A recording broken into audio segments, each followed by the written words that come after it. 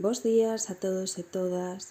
Hoxe toca un conto en galego. Imos ler A ovella que chocou un ovo. Comezamos.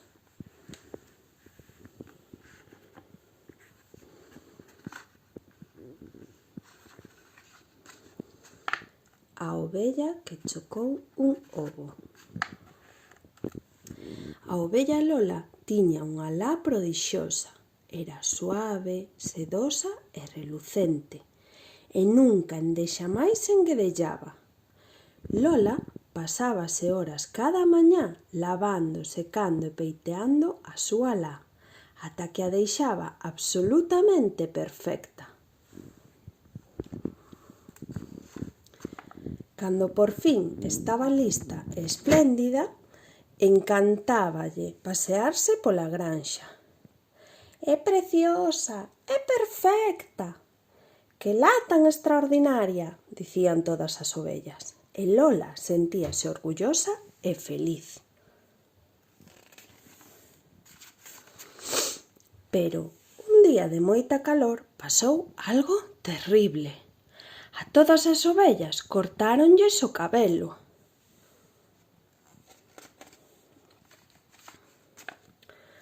E Lola ficou sen a súa magnífica lá. «Agora estarás a gusto e fresquiña», dicía o can. Pero ela sentíase ridícula sen a súa relucente lá. Lola quería agocharse.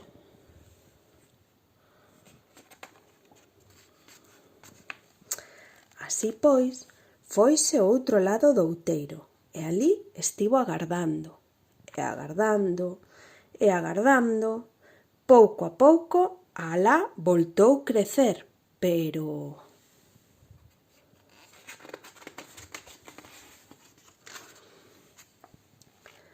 non lle creceu relucente, nin sedosa, nin sequera era un pouquiño suave. Era un enguedello, unha maraña salvaxe. Enguedellábaselle.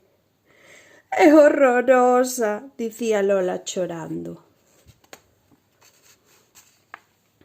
Foi entón cando un ovo cativo e delicado aterrizou sobre a súa cabeza.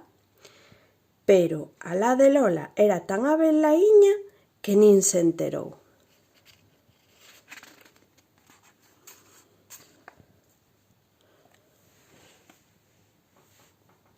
Aínda que a noite era fría, o ovo estaba recollido e a salvo entre a cálida lá de Lola, e alí permaneceu ata que... Cando Lola espertou, atopou un paxariño cativo e alegre sentado sobre a súa cabeza. A Lola maravillábana as cores e o canto do paxariño, e o paxariño encantáballe a xentileza de Lola e a súa lá enmarañada.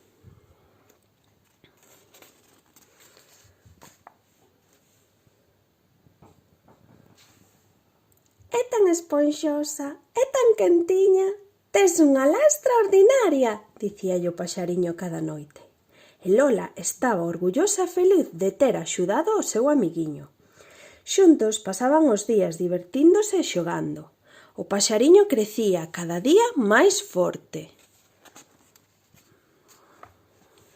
A lá de Lola crecía cada día máis esponxosa e revolta, e cada día facía máis e máis calor. «Ai, preciso cortar o cabelo», suspirou Lola. «Preciso ver o mundo», dixo o paxariño. Entón souberon que se achegaba o momento de despedirse. O día seguinte desexáronse sorte, coa esperanza de voltar verse pronto.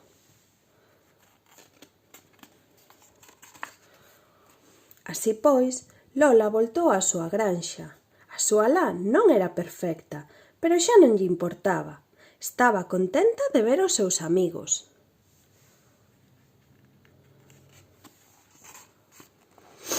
Agora Lola estaba a gusto e fresquiña, xa non botaba de menos a súa lá sedosa e relucinte de antes. Esta vez Desexaba que cando lle voltase a crecer fose máis revolta e abelaíña que nunca. E así foi. E, colorín colorado, este conto está rematado. Espero que o disfrutásedes e vos gustase moito. Un biquiño ata outro día.